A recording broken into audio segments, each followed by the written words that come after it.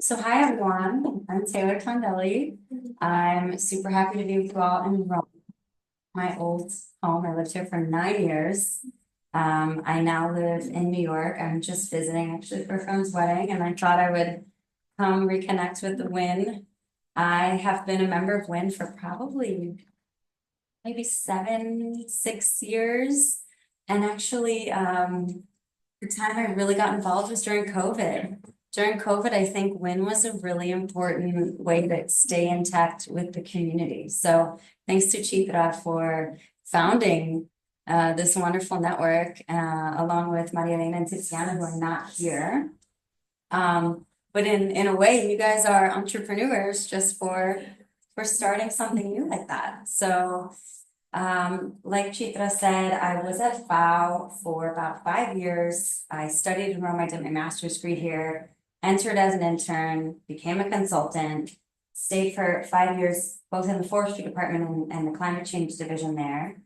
And I guess I've just always had this sort of inner entrepreneurial spirit and ambitious way that once I felt my learning started to taper off at FAO, I had this urge to get out and have field experience or start something of my own.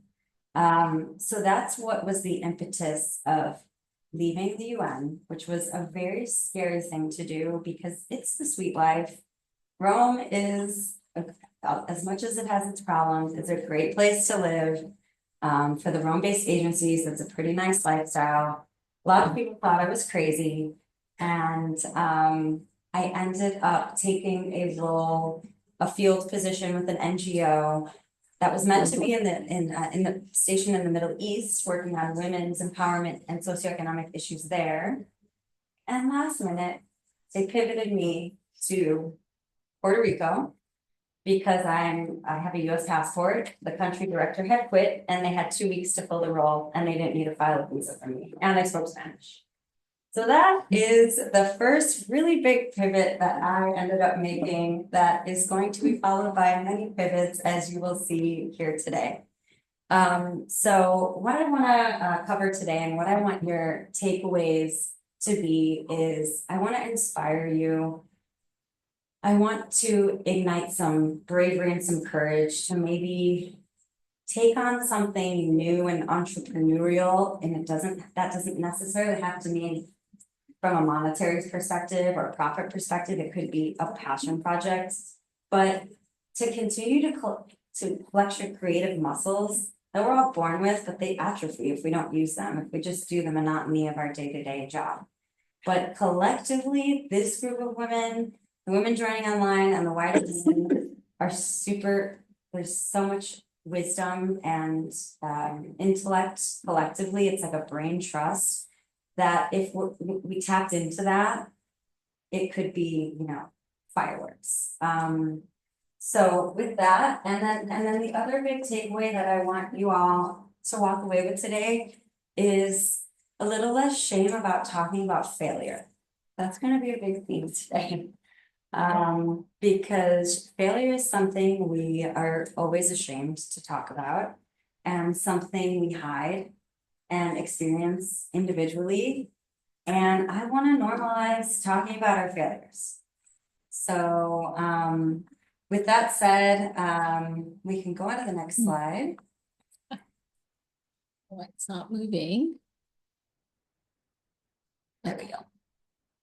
So, right, the takeaway is turning fear into courage, reimagining things beyond your day-to-day work life at the UN, failing forward, removing the shame, and being resilient, innovative, and leaning on your community.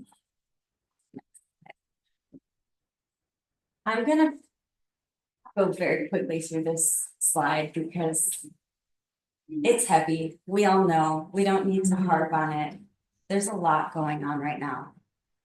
There's funding cuts. There's global instability.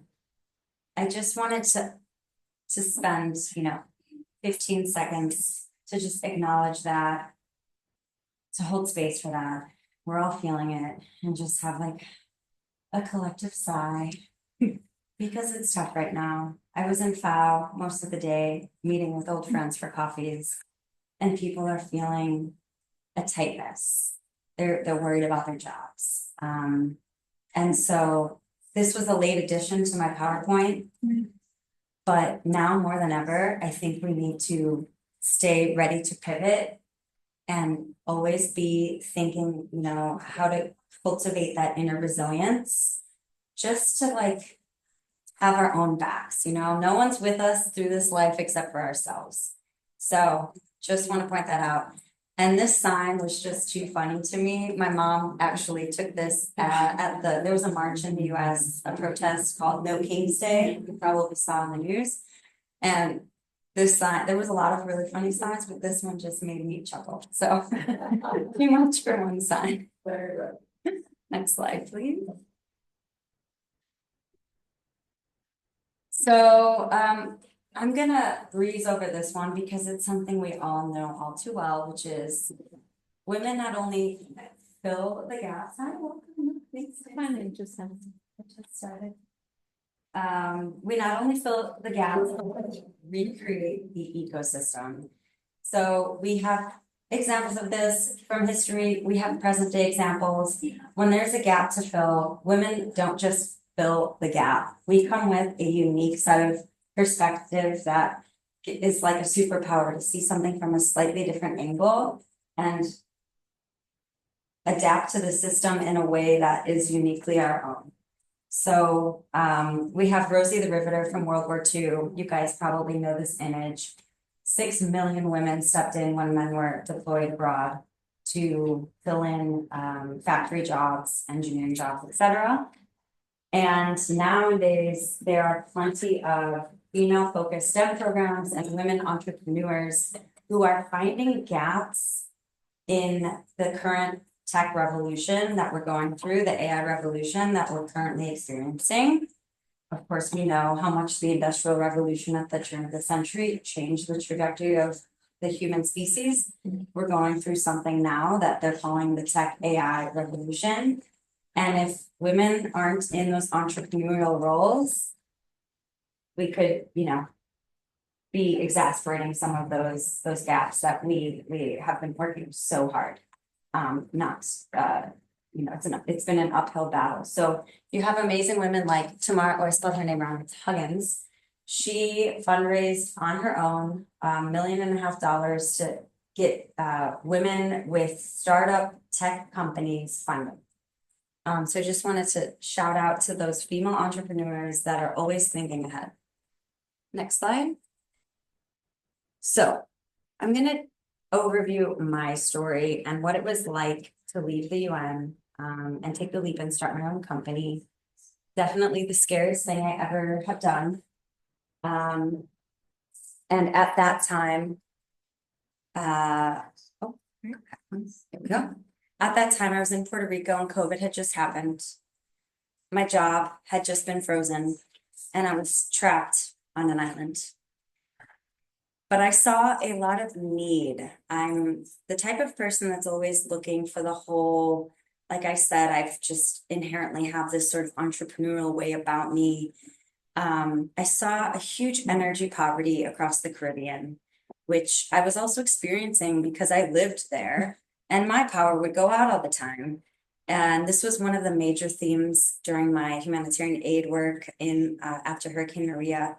And so I decided I wanted to start a renewable energy company. I had always worked more on the policy side of climate work and forestry work, but I decided I wanted to take action and build something of my own. So I started researching the different players in the field, the different renewable energy sources.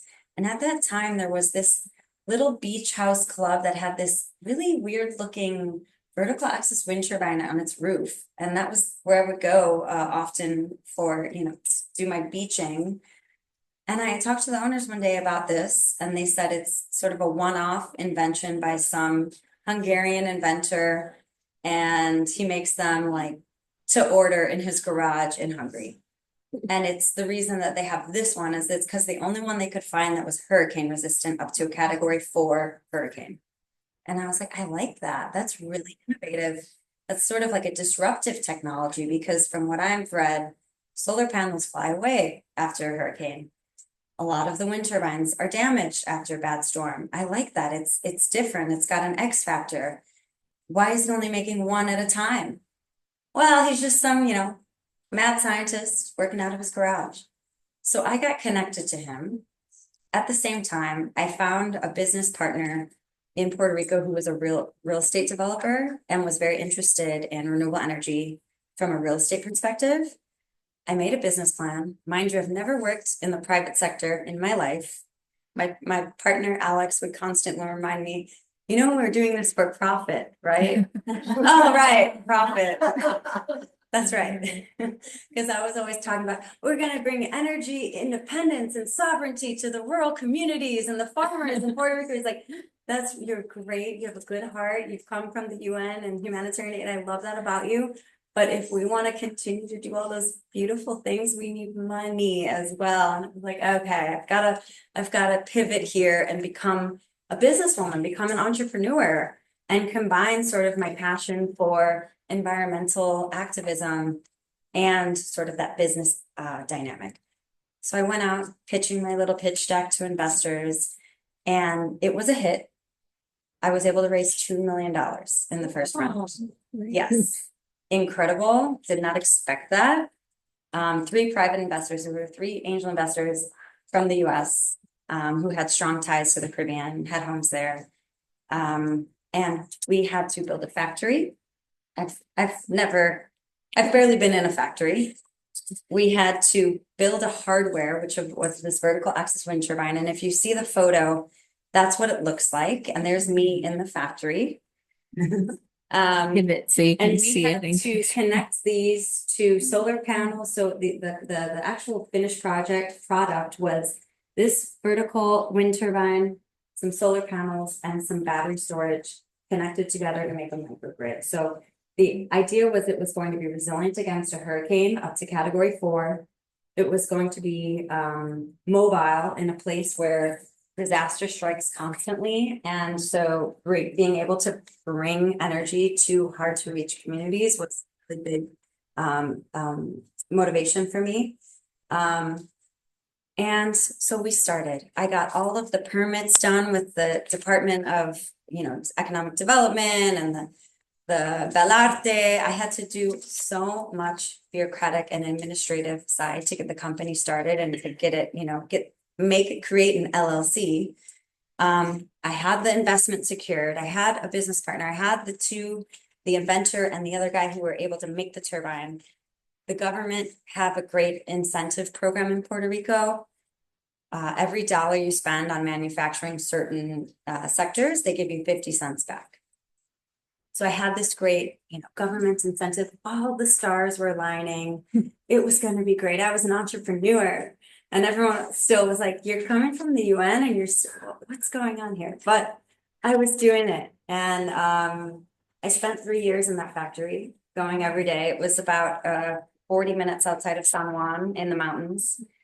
In Aguas Buenas, they weren't used to, I was like very foreign there. I became very known in the local lunch shop and built a really beautiful relationship with the 10 factory workers that were building our turbines. And we deployed after 1 year, which was quick in manufacturing terms. We deployed our first system on a boutique hotel on the beach. This is all going great. 3 months after our first installment, our turbine was seriously eroded because of all the salt in there. Something you can't anticipate. We tested it in the factory, everything fine. But in the real world and with the elements, you just don't know. And that's so common when you start a new business. You can't see around the corner.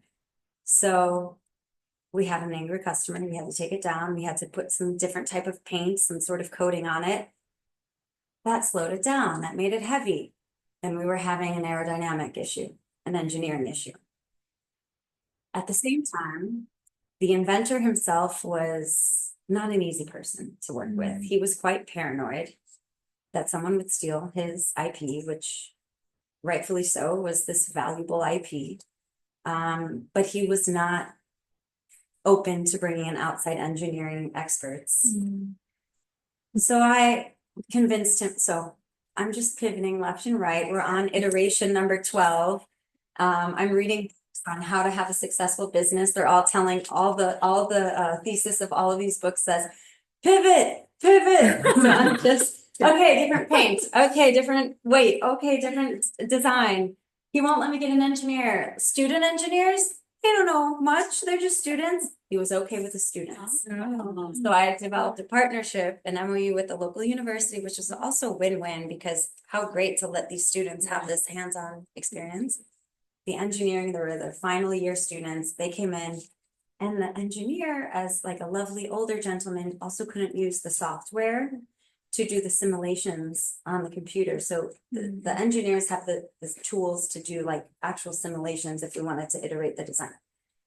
His scientific method was trial and error, which is very costly when you're building a giant turbine. So this is about a year in. We've now installed 3 turbines and they're all having some minor issues. They're shutting down when there's too strong of gusts of wind. There's just, we can't get it right. Fast forward 3 years, we've done 106 prototypes. 106 was a winner, but we're out of money. And we've, manufacturing is expensive. 2 million sounds like a lot. It's not a lot when you're manufacturing turbines. So at that point, we finally got our equipment and our product really well situated, but I'm not paying myself salary because I want to continue to pay my employees. So I'm struggling financially. We owe investors money and we were supposed to already have started paying back. So we're in debt. We're going out and pitching to raise more capital. And it doesn't look great that we've only installed 6 turbines with $2 million. And I have to, justify that. Well, we have this engineer, he's really, he won't share with anyone. And he did try, So it was very tough. And we're working from a hole. And the statistic of startups working and succeeding is less than 5% of startups work. And this is a new technology. Innovative and groundbreaking, but it's new. And usually new technologies take a decade to really become the ones we know today, the Teslas, even the car. I mean, how many iterations did Ford have to do, right? So at that point, we're out of money. I haven't paid myself. I have to actually leave my apartment. I can't even pay my rent. And I'm starting to see my company crumble before my eyes. And at that moment, when everything is kind of spiraling, to add to it, all the infighting starts happening between the shareholders. And, when we're going to pitch to investors, everyone wants more for them. And we had some very toxic, crazy personalities. I'm the only woman on the team. There's 4 of us founders and 3 investors. It wasn't easy. Let's just put it that way. I felt like I was swimming with sharks because the US investor mentality is like a shark. It's a shark. Shark Tank is a very poignant name for that show because it was a Shark Tank. And I was swimming with the sharks trying to be a shark, but I'm not naturally a shark. I'm like a puffer fish. I'm like, I don't know. I like to bring I have a feminine way, a female perspective, and I don't want to try to be a shark when I'm not a shark. And it wasn't working. And this was 6 months ago. So we're up to 6 months ago when everything's crumbling. We've been cap raising for about a year now with no success because of all the infighting. We can't get through the due diligence processes because we can't agree on the cap table. The owner, like the percent of ownership. Yeah, I was like, what's a cap? Sorry. Sorry. Yeah, the percentage of who owns what, we can't agree. And there's some stubborn people. So currently the company is going through, it's either going to be dissolved and declared bankruptcy, and this will be sort of in the next month, we'll know. Or there's going to be some miracle of miracles with this one last investment group. And to be honest, I'm not that confident because I'm now out of the mix. I've now officially resigned from Free Wind Energy. In January, I officially resigned. I still own shares in the company, so I'm rooting for them. But this essentially has been, you can chalk this startup as a failure, as so many other startups. And as I was coming to terms with that about October of last year, I was so ashamed. I was so embarrassed. I could barely talk about it with people because we link success and failure to our capacities, our capabilities. We give ourselves so much of our self-worth on our career and our title. And I was now here saying, well, my company is failing. We're going to go bankrupt. And I could barely, I moved, I was couch surfing, not the cool couch surfing when you're in your 20s, but the like obligatory couch surfing. Who can I stay with you for a month? It was bad. It was rock bottom for me. And it wasn't until a win webinar, and I wish I could remember who the woman was, but it was so happy. it was about sort of mindfulness. It was one of the ones around mindfulness. I think it was in the late fall, and I wrote in the chat, she opened up in the chat, does anyone have anything vulnerable they want to share? And I wrote, like, because I was hidden by the screen, I felt safe. My company's failing and I feel like a failure and I'm not telling this to anyone. I got so much love on that comment. Like, that means you're courageous. That means you're brave. You need to readjust your thinking. And I was like, you know what? To be able to say I failed is a badge of honor because it means I took a leap. It means I was brave. It means I took a risk. And I'm still here. I actually have an apartment now. I got a great job in New York in January. I resigned from Freewind. I'm now standing tall and proud to say that I left the UN to start my own company, which failed. And that is something that not a lot of people can say. And I actually went from shame to just pride to say that because I am brave for doing that. It was brave. And the key ingredients were courage, innovation, perseverance, and resilience. And I am so resilient now. I cannot tell, like, nothing. When anyone has anything, like anything that comes my way, my new boss, she's got her own personality, That's nothing. Please. Try owing $2 million, starting the company and failing and being homeless for 6 months. This is nothing. I can handle anything. So resilient. So that's my story, and I wanted to open it up because I've been talking for a while. I'm just saying, oops, did we miss the lessons? I'm gonna Okay. touch on those, like, fly through them at the end, but at this point, I would love to hear from you all. To hear if you all work in the UN system and it's so comfortable and nice and very meaningful, and you can do some amazing work. But I don't know if any of you have ever thought about even like a pet project or a passion project. It doesn't have to be something you think about monetizing. If anyone feels like sharing it, and if not sharing the actual idea, if anyone feels like talking about what's holding them back, I just wanted to open it up. And if you have any thoughts, those of you online, please. Yeah, we're checking in. So if you want to speak also, but maybe we'll first go in the room and I will turn the camera. You can also put it in the chat. Feifei's going to scan the chat, but otherwise she can also see if you're raising your hand. So anybody want to repeat the question? What might be holding you back from sort of an outside of your day-to-day job, starting your own initiative, starting a win? Or maybe we can turn to you, Karen, and what inspired you to start Win? Oh, sure. Because that's an entrepreneurial. Yeah. Oh, thank you. No, Yeah. so I always, at EFAD, so we're the UN, so we had our goal. We were supposed to have 35% of the women 35% of positions should be filled by women in P5 and above. And we had started at 32% and declined to 25%. And I was like, what's wrong? What's happening here? And I really thought that it would be useful to have, I came from the private sector actually and joined the, and when I was in the private sector, the first thing you had when you joined was you were assigned a mentor. That's like number one. Day one, you're assigned a mentor. And then and that mentor is really important for your growth. And I was like, God, I wish there was a mentoring program in the UN. And I went to the HR director and I was like, hey, wouldn't it be great to start a And he was like, I don't have time for you, da da da. And I was in an HR training with Tiziana Galloni and some other colleagues from EFAD.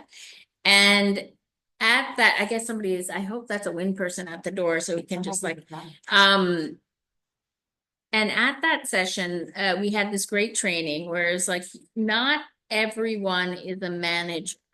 So not everyone's a P5, but everyone can be a leader. Yeah. And I was like, why am I asking the HR director whether I can start a mentoring program? Like, I'm just going to start it.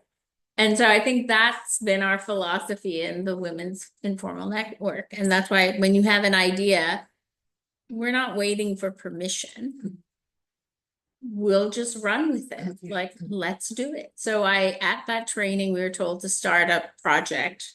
And so I asked the other women, I said, let's start a professional network for women to support each other. Because I think a lot of men, it's the old boys network. I wanted to create the new girls network to support each other because that's how you advance. It's through those informal, frankly, interactions. So thanks for asking. Yeah. Yeah. I always wanted to hear the story from your Yeah. perspective. That's Yeah. Does anyone else feel like sharing or someone in the anybody online? nothing? Okay, no one.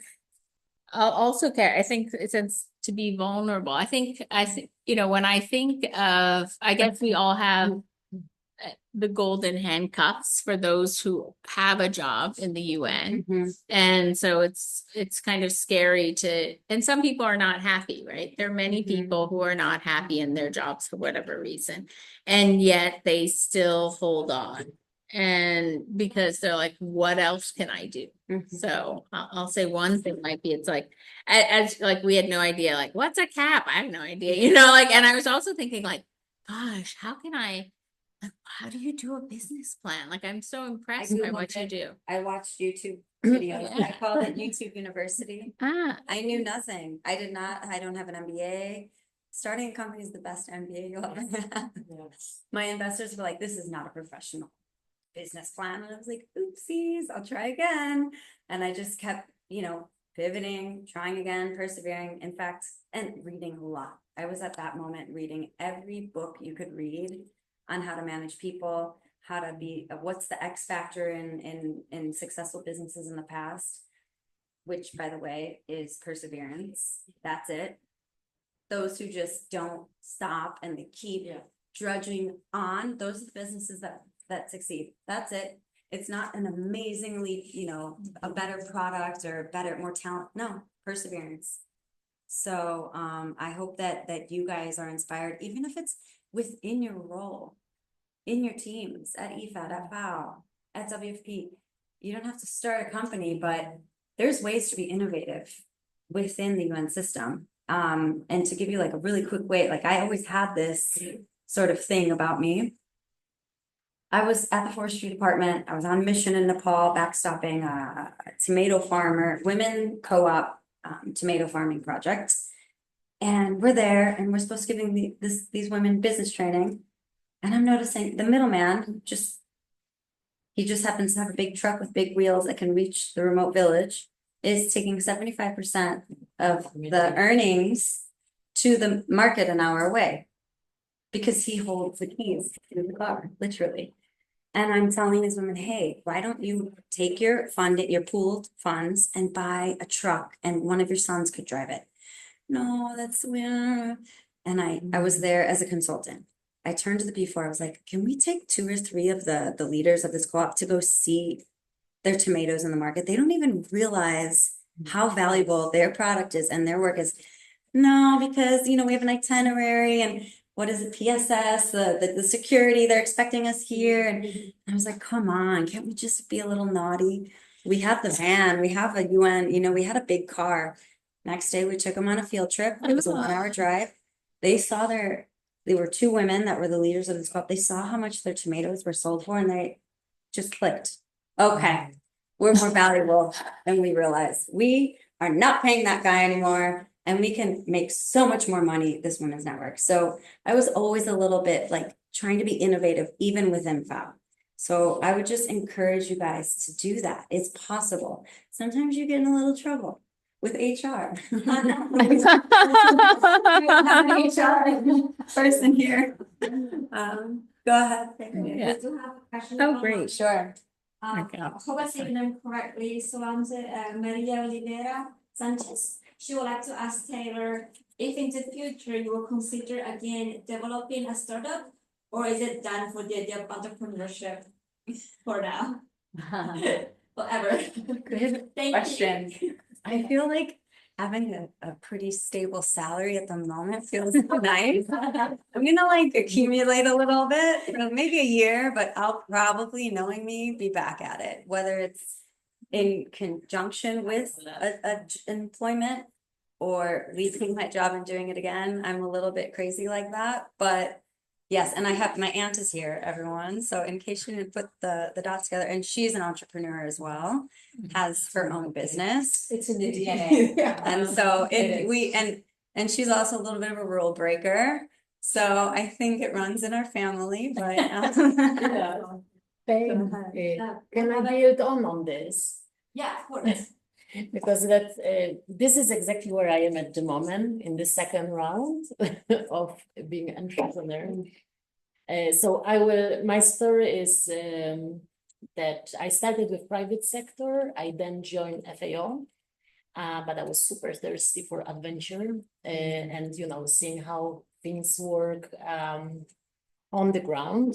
And there were no opportunities with the local, let's say, stations of FAO and the UN that or maybe I was not lucky, but I basically decided back then with my partner to go full on to Myanmar as an emerging market and open consulting and training company there.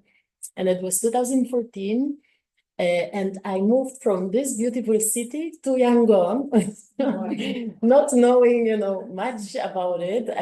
We watched all the documentaries, everything what was on Myanmar. We've read, we've watched, but when you land, the reality is strikingly different. And actually our company picked up. It was working very well. We implemented over 50 projects for IFIs, for UN, for NGOs, for all the stakeholders with the governments, until the political change took everything away. Yes, because the development projects were replaced with the humanitarian aid, and that was not really our niche. So I came back under UN Safe Wings as a freelancer, though. As a freelancer, I've never had a permanent job with UN, but as a freelancer, and exactly what you said, I tried to smuggle innovation within the institutions at the local, then regional, and then headquarters level. And that's what I was doing during COVID, until the moment came that I said, I have to do it again. So at the moment, I'm doing PhD because throughout this journey, one thing that I really got passionate about is human in this process, human mindset, exactly what you said, emotions, pivoting, being resilient, because you can have the best product, the best strategy.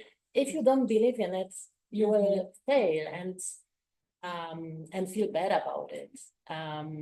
So my PhD led me to the model that's, currently I'm building an enterprise around. And it's exactly what you described today a little bit, because it's mitigation cognitive and emotional barriers that hold us back from having innovative solutions and ideas, either at work or our life or our passion. So I cannot be grateful enough for your presentation today because it kind of validated my idea that I'm going right direction, especially in these difficult times. So yes, thank you so much. I keep going. Keep going. Yay. Wonderful. We have a question from Marilena. Oh, great. It's her hand. Marilena, do you want to Hello, everyone. Hi, Taylor, and thanks so much for sharing your experience with such an open heart and still enthusiasm. I have a question for you, and that is based on your knowledge and experience that you have now, what would you have done differently if you were to start all over again? What I would have done differently. What would I you do could not have differently now? known. What would you do differently now that you have gone through this experience? Vet your business partners better. I say that semi as a joke, but when you are really passionate about what you want to build, and that can even be in your team in FAO, and you're thinking of a team to team up with in FAO, because you guys do a lot of cross collaboration. Luckily at FAO and at EFAD, you have at least a common sort of mission. But still, like, I would get really aligned from the beginning on expectations, and communicate. So my business partner and I, we thought about this too late, but we started this thing because I read this book called Radical Candor. We are together more than if we were married, right? We were spending that many hours together, working weekends, working late. We better be able to say everything to each other respectfully and constructively, and not be passive aggressive. So next time going forward, I would have started that, set the tone of this sort of open communication style with whomever I'm working with. We're never working alone, whether it's a report, whether it's whatever, like, we're all humans.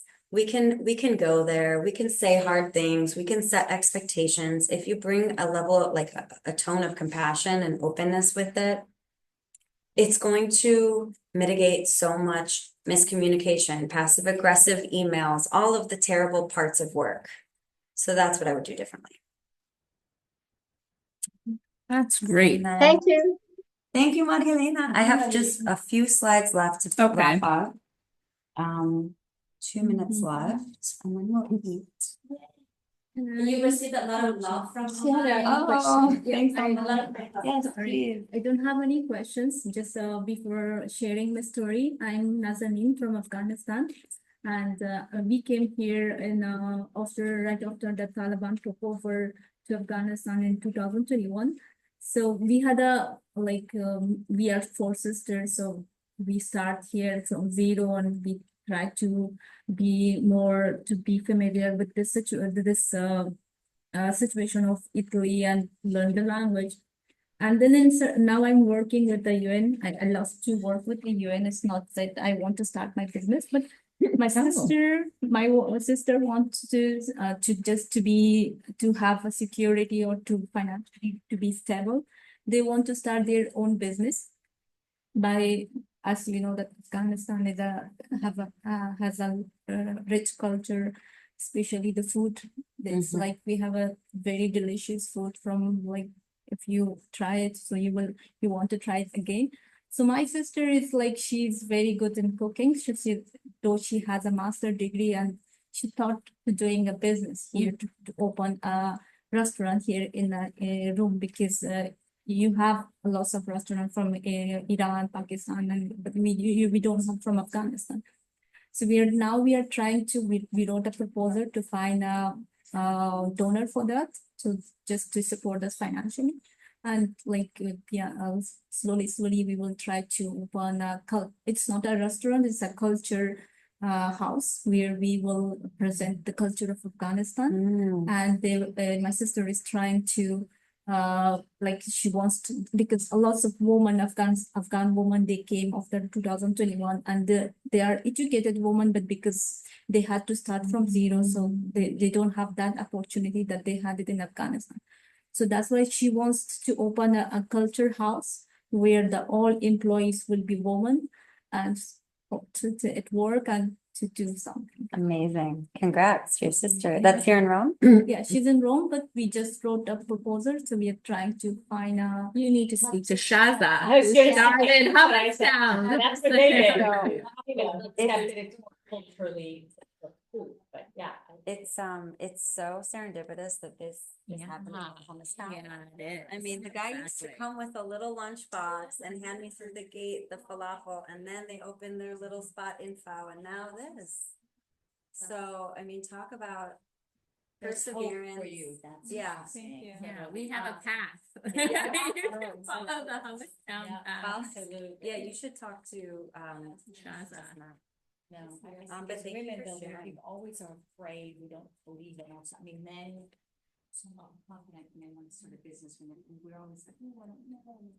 And I think that's the thing, you cannot self-doubt yourself, I mean, I did it too, I started my own company. Can you move closer to the? They can't Oh, do it. yeah, sorry, no, I didn't want to, but I just wanted to say that, you know, we all can do it, I think women have to believe in themselves, I mean, like, you know, Taylor, you know, said, I'm gonna do it, I believe in my own power and my own, you know, credibility of doing this. And I think if we can all remember, I mean, financing, it's like, you know, women are being disintegrated, you know, in terms of that. So we have to get through all these hurdles, but you know, in Rome, you know, you either work at FAO or EFAD or World Food Program, or you start your own business or you teach English. I mean, and I said, I'm going to start my own business. So that's what I did. And now I'm also president of a women's association. And like you're saying, we have a mentoring professional development. And I've already helped 3 women start their own business. So I feel like I'm giving back. I'm older than she is, but you know, there's a point in your life as women, it's not a business, but I'm creating other businesses. So it's a little bit different than me starting my own, but it gives me so much satisfaction to see these women like you, that I can help them because I've done it and I can go, okay, that's great. And now they're off. And so it's giving back too. It's not just starting your own, but also all of you have so much knowledge and information that you can share. And I think that's a big thing, a gift that we can give to other women. So anyway, that's just Thank my you. 2 cents. Awesome. Yes. Yes. Okay, I think we'll, So I'm just let me gonna get to the last. summarize the final 4 points that we covered today and wrap up One here. second. So the lesson slide. Here we are. So rapid fire. Fear is normal. Go towards it. Go towards it. Life is too short. I recently read Meditations by Marcus Aurelius, and the whole thing is about life is finite. We will die. Sorry to be morbid. No. Yeah, that was like a quick no transition, but go towards the fear. We don't have time to sit in the hesitation. Just go towards it. Be courageous. Failure is okay. Let's remove the shame. Entrepreneurial idea. Let's start a LinkedIn for failures instead of just seeing everyone's promotions all the time. Let's do all the failures. And then innovation and resilience. We covered a lot of that. And then the last and most important point, next slide, please. Community is your lifeline, and we're experiencing that here today. We have a lot of great role models here. And in fact, I want to give a special shout out to Maria Elena, who set me up with a mentor when I was at my rock bottom moment that I mentioned in October. I had a coffee with Maria Elena and FAO. I was struggling. And she said, I've got a woman who can help you, at least just to talk. And so I was paired with Teresa Penuccio. She was Great. Yeah, Yes. Teresa wanted to come by today. Yeah. She and I had a wonderful series of phone calls. She helped me, she guided me, she had words of wisdom for me, and she also introed me to a lot of her contacts. And I was so grateful for the community for WIN. And actually, I'll leave you with something Teresa said to me on our first call, which we get on the first mentoring call. And I say, thank you so much. I have to admit, I feel a little uncomfortable because the mentor-mentoree relationship is, I'm just asking things of you. What are you getting out of this? She goes, I want you to pay it forward one day. I don't need anything. I'm here to help you. I just want to know that one day you'll mentor a young woman. So I cannot wait to return that favor to Teresa one day. And that's my You've done it today, I presentation. think. On the last slide, you'll find so I might have fallen, but I'm up. Yay. You'll find my email there if you want to contact me. I am currently working in New York with a network of impact investors and philanthropic foundations. Some of whom I don't know if anyone works in sort of the fundraising side of FAO, but if you are, also you can reach out about business stuff. So Anytime. at any FAD and WP and everyone. So thank you. Let's see. Excellent. Thank you. I'm just gonna, like, maybe we just take we have like maybe 5 minutes just for open questions. Yeah. Let's do And it. I just wanted to say thank you everyone for joining. And I think you've already paid Teresa back. She wanted to be here today. She's been a mentor to many Already people. starting your mentoring. Exactly. Because I think your presentation today was incredibly inspiring, which is, that is the objective of WIN, to promote inspirational women's leadership. And you really did that today. I feel inspired. And I think everyone here, I feel sorry for everyone who couldn't make it today, to be quite honest. I'm glad we recorded it because I took away, first of all, I'm so happy that WIN could support you through this because as you said, we're not about titles. That's exactly what we're not about because we recognize that women take on different roles at different points in your life. And maybe you can be the title and maybe you need to step back. And that doesn't mean that you're not still the professional woman in development that you are. And so that's why once a member, always a member. So you can take your adventure because you've got WIN behind you always, this group of women. So I'm really glad that we helped you. And it's funny because, I just remember your name on our WIN sessions. And I was like, sneaking there. no, but I was like, oh, she's not showing her face. I always see that. So I'm really, now I didn't know the backstory of that. So I'm really glad. I was probably laying in my swimsuit. No turban. Okay, no, you're right. Yeah, exactly. But I'm super glad. Like, it's so nice for us, I think gratifying for Marilena and me when we organize these to hear, like, we touch your life. So thank you. That gives us a little bit more energy as well to keep organizing. But let me just see, I don't know if there are any, because you've inspired me to we always get inspired by series because now I'm like, we got to do another. We have to do a proper women, if you have any. And so let me know if it sounds good to you. But if you have a business idea, it would be great to have that advice. And and it would be great to have a session with your women's network as well. And maybe you can speak to us and give we can have the whatever Shark Tank, women who come together and we just have a session of sharing your ideas and how do you do it. We have Excellent. So it's a huge. Excellent. Women in our association have their own company. So if there's a way that we can somehow work together, because there's so many great stories and so many inspiring stories from these women who live in Rome, who started their own company, and now they're really successful. So Excellent. 50%. We've got about 180 members. So it's a really would be a great way to do a joint thing together, maybe at some point. Exactly. Elena and Tiziana is one of our members, and we have, Sheila O'Brien. We have a lot of IFAD World Food Program members, so it's kind of nice. There's a nice synergy between us. Yeah. Great. So I think our next we already have a packed schedule, but for after the summer, I think is or maybe in July. So, but any other questions online, colleagues? Sorry, not colleagues, friends of WIN. Anyone have a question? I just wanted to. Anyone? No. Everyone's hungry, I guess. Okay, I'll just float. I don't know, Taylor. I want to say if anyone's connecting from New York, let's get a coffee. I'll be back on Wednesday. So I'm based in New York and I would love to connect. Excellent. I'm gonna do shout out to Erin. If you're in New York, you should reach out to Taylor. And take care. Thank you, everyone. Really, thank you for joining. Thank you. We're gonna enjoy an aperitivo here in Town. Take care. Thank you. Good night, everybody. Bye. Oh